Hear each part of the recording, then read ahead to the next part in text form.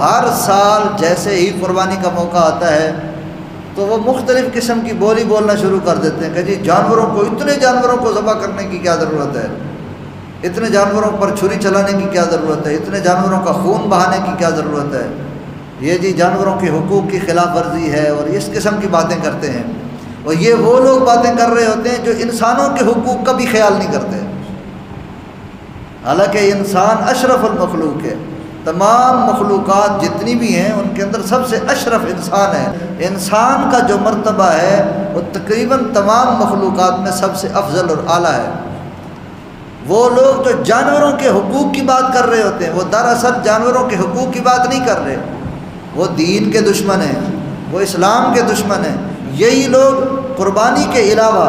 اب قربانی پر جانوروں کو جب ذبح کیا جا رہا ہوتا ہے تو یہ جانوروں کے حقوق کی باتیں کر کے، چکنی چپڑی باتیں کر کے، اور لوگوں کو، مسلمانوں کو گمراہ کرنے کی کوشش کرتے ہیں۔ یہی لوگ جب ہوٹلنگ کر رہے ہوتے ہیں، جب ہوٹلوں پر کھانے کھا رہے ہوتے ہیں، جب شادیوں پر کھانے اڑا رہے ہوتے ہیں، جب مختلف اور دعوتوں پر، مختلف جناب تفریحات کے اوپر، مختلف جناب سیر و تفریح کے موقع پر یہی لوگ گوشتوں کے قیمے بنا کے،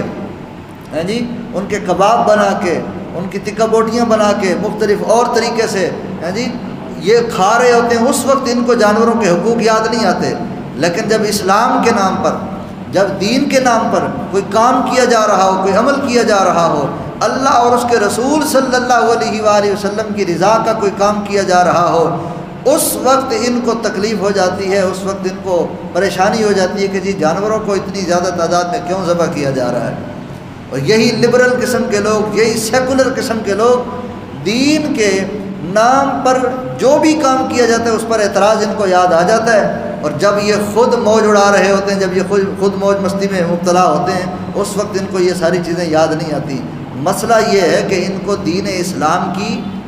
اسلام سے تکلیف ہے۔ دین اسلام کا کوئی کام جس کو فروغ دینے کی کوشش کی جا رہی ہو، یہ اس کی مخالفت کرنے کے لیے تیار ہو جاتے ہیں۔